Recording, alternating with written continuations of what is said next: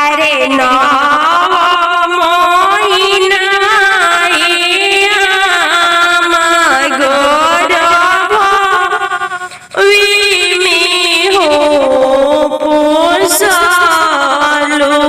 अरे मछरी नियन हमके होयाम दूसरे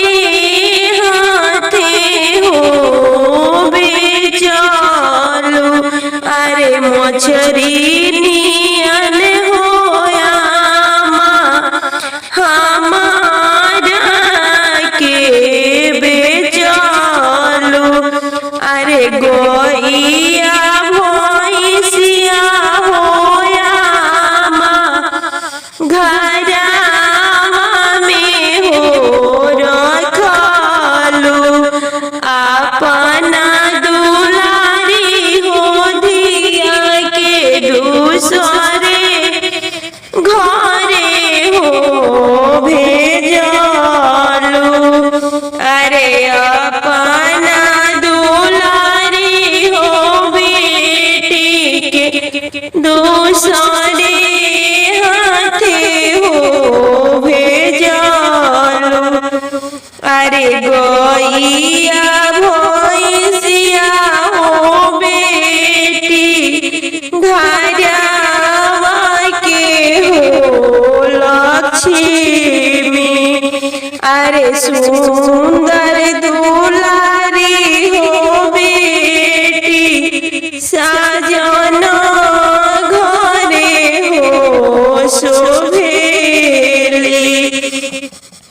अरे सुंदर दुलारी हो बेटी ससुर घरे हो शोभेली। अरे निंदिया टूटल हो पापा भसुर जी के गलिया। अरे हमरो जे छूट गइले हो पापा नैहर सब लगावा। हमरो जे छूट गइले हो चाचा नैहर सब लगावा। अरे के कारा पजरवा हो पापा बैठब सांझी सबेरावा। अरे कोई के हमके करी है हो पापा पापा जैसन हो प्यारावा। अरे के हमके करी है हो पापा मम्मी जैसन दुलारावा।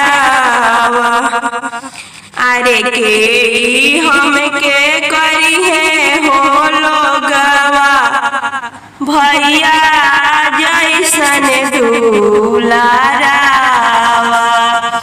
अरे सासू तोहरे करी है हो बेटी मम्मी जैसन दुलारावा। अरे भाई अरे ससुर तोहरो